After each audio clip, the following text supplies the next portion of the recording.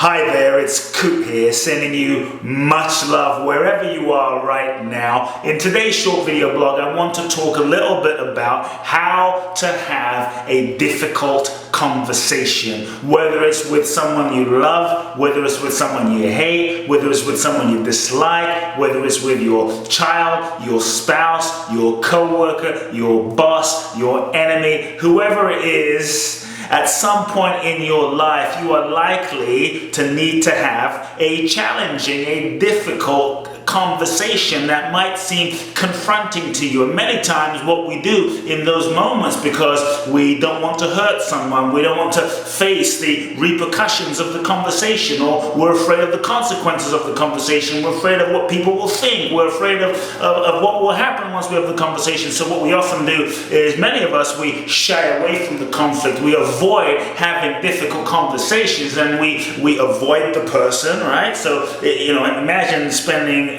days, weeks, months avoiding the person, and all the energy that goes into avoiding the person just so that you don't have to have the conversation. Or sometimes what we do is we suppress how we really feel. I think this is perhaps one of the most dangerous things, is we suppress how we really feel about the situation, about the circumstance, about the interaction, about the individual, so that we don't have to have the conversation. And I believe that whatever you suppress and whatever you deny within yourself will have you, will choke you, will make you sick, will frustrate you. And often whatever you suppress, the feelings, the emotion, the pain, the hurt, the sadness, the guilt, whatever it is, will often come out and express itself in your life and in your relationship with that particular individual, most likely in unhealthy ways. Maybe in irritability, maybe you'll hold it and hold it and hold it and hold it, and maybe you've had this happen, and then you just explode and you just blow up at that person in a way that's really not quite appropriate, right? So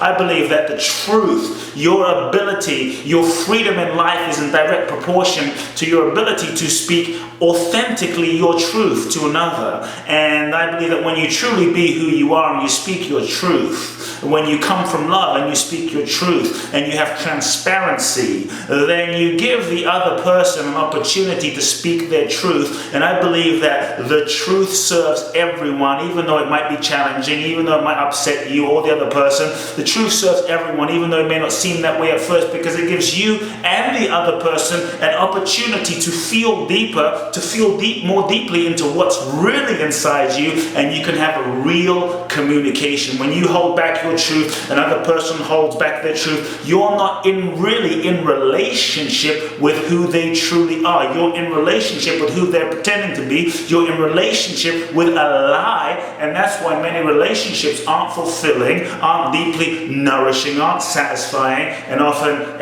we end up breaking up, or we end up deeply unfulfilled inside, because we're not truly connecting on an authentic level. It's either ego to ego or untruth to untruth. So how do you have a difficult conversation? Because we're often afraid of, I just don't want to, maybe you said this, I just don't want to hurt someone, right? But maybe there's something brewing inside of you that's really deep. Maybe you realize you're not in love with the person or the spouse that you're with. Maybe you did something that you weren't proud about. Maybe you cheated, maybe you lied, maybe you withheld something. Maybe something about what your friend or what another individual has done or is currently doing is creating some kind of upset inside of you, and it's brewing, and you've tried to just ignore it, but it's brewing. So how do you have a difficult communication, a difficult conversation? First and foremost, you recognize that the truth will serve everyone. And the truth, I believe, speaking the truth with compassion is love, because it gives you the opportunity and another person the opportunity to evolve and become who they really are, to evolve into their highest potential.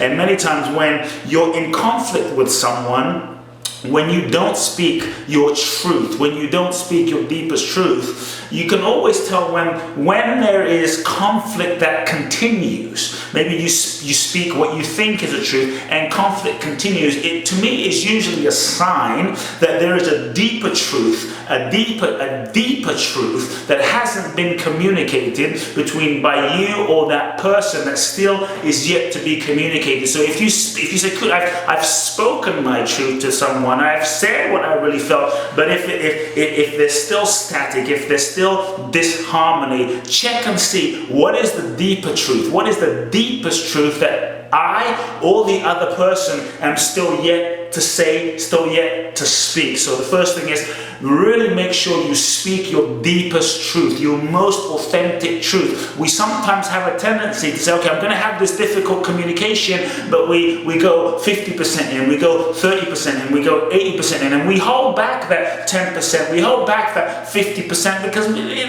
but that's the percentage that likely will make the difference to take you to that deeper level of communication without any withholds.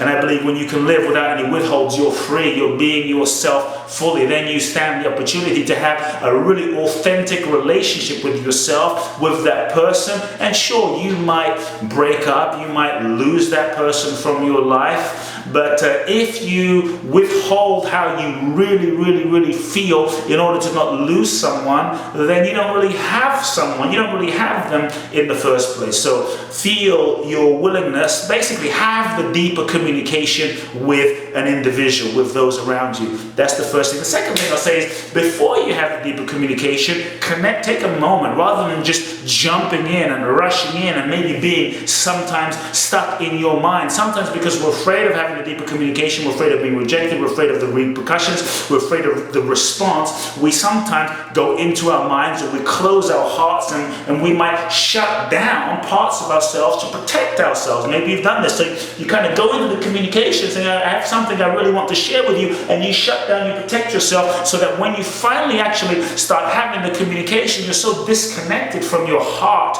your feeling, your compassion, your sensitivity, and the love you actually have for that person that you go in and you say, boom, this is how I feel, right? Have you ever done that? I know I've done that. And how and what you say comes across in such a strange, in such a weird, in such a, it just didn't come across in the way you wanted it to come across, and maybe you create more upset. So make sure before you have the communication to take a moment to breathe, to come into the present moment, not to go into the past of what's happened before when you've communicated in your life or with that person, or not to go into the future in terms of what might happen, but to stay in the moment, connect to your heart, and feel the love in your heart, and make sure that you come from love. Make sure that you come from love. And one thing that's really important when you have a communication, many times we communicate in order to get a response. Like if I say my truth to you, if I speak my truth to you, I want you to respond a certain way, or I have a certain expectation of how you should be, or I have a certain hope, desire, dream, attachment that you might change your behavior, change yourself in order to meet my communication. I think one of the keys when you have a difficult conversation is, yes, you realize it's not easy. It takes a lot of courage to have a communication, a difficult conversation, but also to be on the receiving end of the communication. So one thing that's also important, my friends, is that when you communicate, make a decision that you will not be attached to the response you get back. You are simply communicating to communicate. You are communicating to communicate. Because just you communicating to communicate your deepest truth, if it's really authentic for you, if it's something that's really brewing inside that might be getting in the way, because many times when we withhold, it creates a wall and a blockage between you and the other person, especially if they're important, like a spouse, a lover, a wife, a girlfriend, a boyfriend, a husband, or someone really close, a best friend. It creates a barrier. That withhold creates a blockage, and it creates a disconnect in the level of intimacy. Your degree of intimacy, your degree of connection will be in direct proportion to the transparency of your communication and the transparency that is inherent in your relationship. So when you communicate to communicate without attachment to the response of what they're going to say. Know that by you communicating, you've done your part, and that's your responsibility. That's your responsibility, right? And your responsibility is to communicate with as much compassion, with as much sensitivity, with as much love as possible. So the next key is really be responsible for your communication when you communicate. So your responsibility is to check yourself and to make sure you're not attacking you're not blaming, you're not making them wrong, you're not necessarily, and then you're not going at it from a place of you make me feel and you feel this way, you said this. It's really about you owning. When you communicate, it's about you owning how you feel, you owning your emotions, your feelings, what's present for you. Because here's the deal.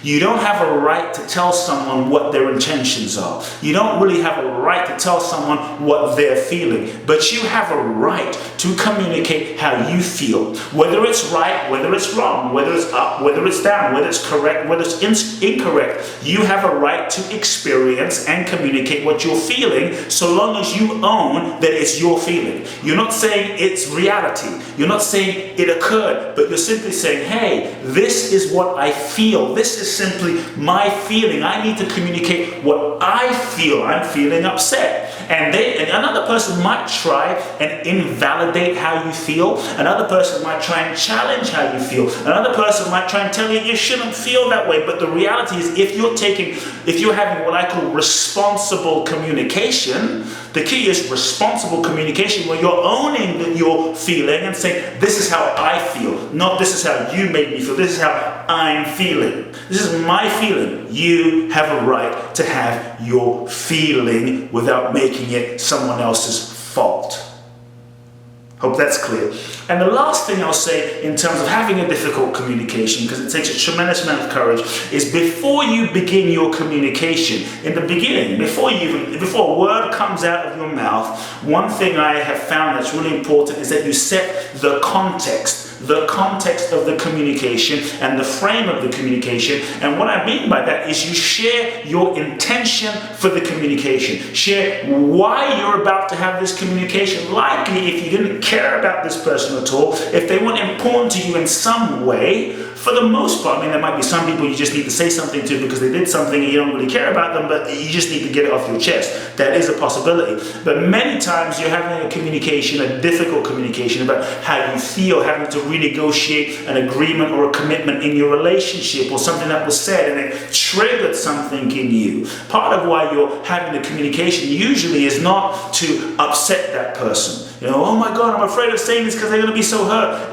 Most of the time, you're not necessarily having the communication so you can piss that person off, so you can upset them, so you can make them mad. You're having the communication because likely you want to increase the degree of intimacy and closeness with that person, and having this emotional withhold is actually getting in the way of a deeper level of intimacy and connection with that person. So when you can frame your communication, look, I just want to make clear, the reason I want to have this communication is because I love you, because I care for you, because I want us to have a better relationship, right? So you set the context by communicating your intention for having the communication.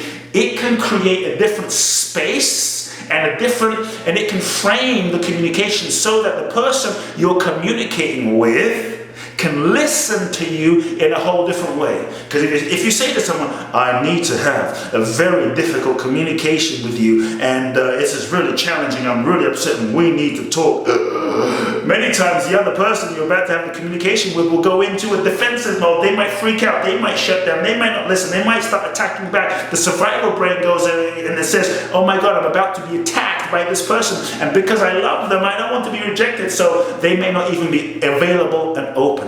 So by expressing your intention, I love you and I want to be closer to you, so I want to have this communication, it may not be easy. And I just request that you just listen for a moment, and then I want to hear what you have to say. Your intention. I want us to be closer. I want us to be more connected. Then likely what can happen is that person who's going to be on the receiving end of your communication can relax for a moment, breathe, let go, fully receive your communication and respond, and then you can both begin the process of communicating how you really feel. Oh, this is how I feel. Oh, this is how I feel. This is how I feel. And then you can come to a place, hopefully, of resolution and agreement. I believe, my friends, that the truth will set you free, and life is too short to live a lie. Life is too short to pretend. If there's someone that you need to have a difficult communication with, Free yourself, free them, free your heart, free your love, and have the communication today. And most of the time, it may not be as difficult as you thought, and much of the time, things will occur and arise and unfold as a result of your communication, where you might be pleasantly surprised. I acknowledge your courage. Do it today. Let me know how it goes in the comments below. And if you enjoyed this video and this blog, please do subscribe to my YouTube channel, subscribe to my email list that's available on this blog, and I will be sending you weekly inspiration. Love now.